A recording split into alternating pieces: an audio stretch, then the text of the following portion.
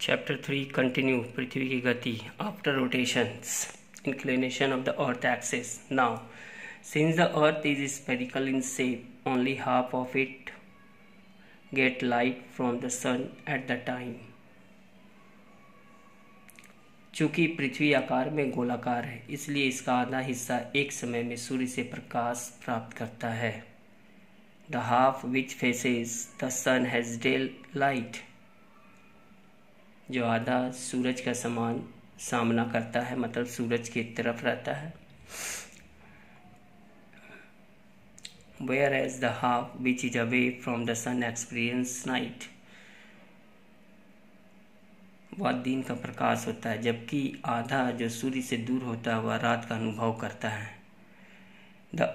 If the earth did not rotate on its axis, one half of it would have permanent daylight and become very hot. यदि पृथ्वी अपनी धुरी पर नहीं घूमती है तो इसका आधा हिस्सा स्थायी रूप से दिन के उजाले में होता है और बहुत गर्म हो जाता है। while the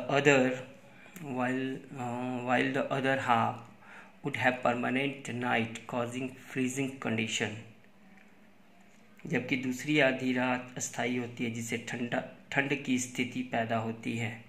There would have been no existence of life such extreme condition, ऐसी विषम परिस्थिति में जीवन का कोई अस्तित्व नहीं रहा होगा। Now, effect of the rotation,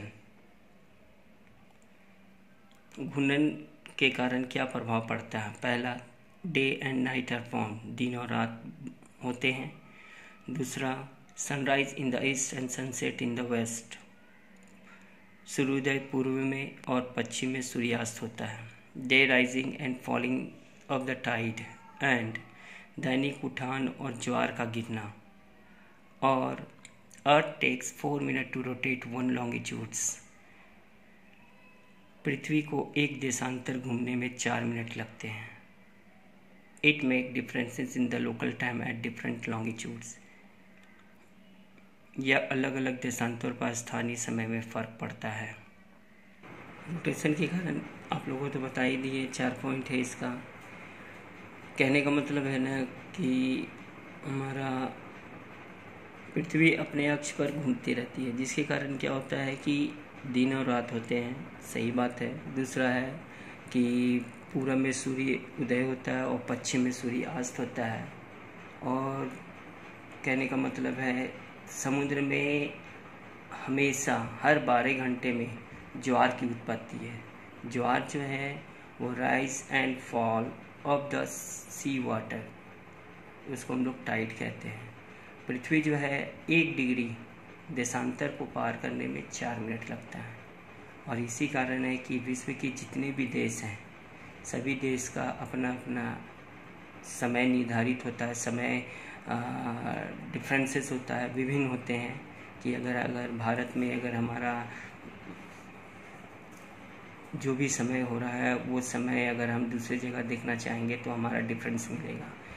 यही रोटेशन के कारण ही हमारा हर डिफरेंट कंट्री जो है वो डिफरेंट लैटिट्यूड और लॉन्गिट्यूड्स में है। और लॉन्गिट्यूड्स का मेन मकसद यही होता है कि जो पृथ्वी अपने अक्ष पर घूमती है, जिसके कारण जिधर दिन होता है और उसके 0 डिग्री के बाद 0 से लेकर के 180 डिग्री ईस्ट और 0 से लेकर के 180 डिग्री वेस्ट, 360 डिग्री का हमारा लॉन्गिट्यूड होता है, जो लगभग एक सर्कल के समान होता है। और सभी लॉन्गिट्यूड्स में टाइम जो है वो एक दूसरे से, या वहाँ का जो स्थानीय समय है वो एक देश से दूसरे देश में different होता है। Some question are related to in these topics are what are the effect of the rotations.